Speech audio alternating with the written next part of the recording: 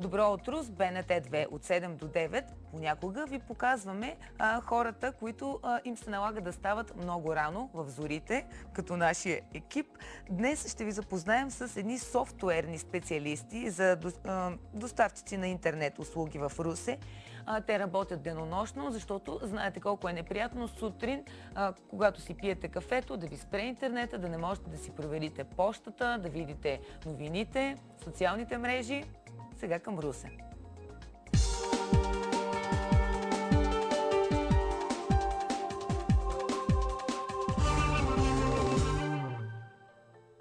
Калчо Петков е сега при един от дежурните, които се грижат за това на хората да не им прекъсва интернета.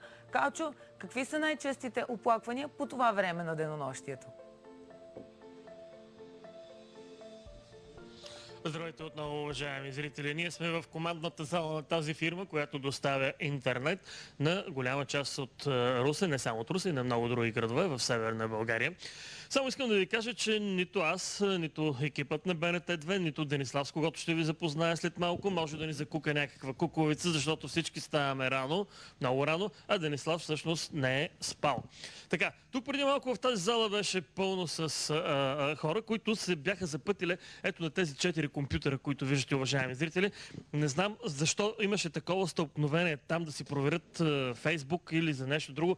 Добро утро, Дени. Защо всички се бяха струпали на тези компютъри, не можах да разбера рано-рано? Рано сутринта има едни въпроси, когато им започва работното време, на които отговарят с цел да се тества компетентността им.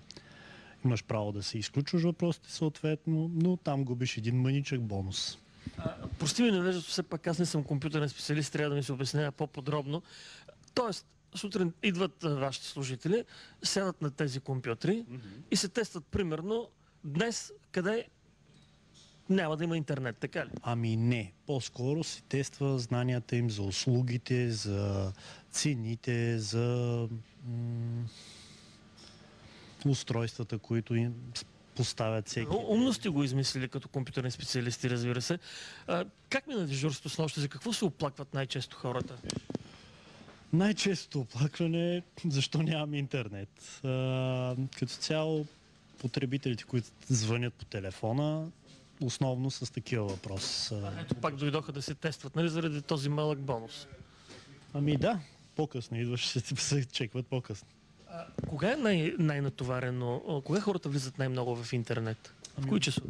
Обикновено е вечер след 5:30 някъде, когато нормалните хора приключат работния ден. Нормалните хора, като мен, примерно заспиват към 9-9:30, защото стават рано, а другите, примерно, които остават до късно, всъщност интернет е натоварен до кой час? Ами може би до полунощ е така по-стабилно ползване. След полунощ доста по-малко потребители ползват услуги като цяло. За какво извънят, освен че няма интернет? Някога звънят ли ви по нощите, примерно просто да се поговорят с вас? Ами имало е случаи, в които нали, така почерпени потребители се обаждат просто за да се скарат с някой, за да попитат нещо, също за проблеми с телевизията, но като цяло на нас ни звънят основно за проблеми хората. Знаете ли, аз ви се възхищавам, защото сте изключително търпеливи, тъй като няколко пъти ми се е налагало да ви звъня. Аз не съм нати с компютрите и вие трябва да обясните много просто. Знам, за един компютърен специалист е много трудно да обясни по-просто нещата. Ами ние не сме толкова компютърни специалисти, колкото нашата работа е да общуваме. Смисъл, нашата работа е да си говорим с хората и с въпроси и с търпение да им помогнем да си оправят проблема, нали? Като не е задължително да оправим проблема. Предлагате и телевизия. Сега виждам канал 1. А къде е БНТ 2? На кой канал сме ние? Мисля, че беше на 89-ти. Само секунда. 98. Моя грешка. На 98-ми канал толкова назад. Каква е вероятността да минем по-напред? Ами, трябва да предложа на шефовете. Но предполагам, че е доста голяма. Нека да бъдем някъде с 90 номера по-напред. Между другото, виждам тук някакво табло. Тук е изрисувано. Кой е този на това табло? Ами, предполагам или някой колега, или шефа. Но не. няма толкова голям нос, като се замисли. Тук също друго, което ми направи впечатление на вашия офис. Влизайте и се тествайте спокойно, момчета. Все пак при пожар обърни от другата страна. Изключително ми е любопитно какво пише. Може ли да го обърна? Ами, при пожар по принцип е написано. При пожар. Глупак само при пожара. Как може да го сложите това нещо тук?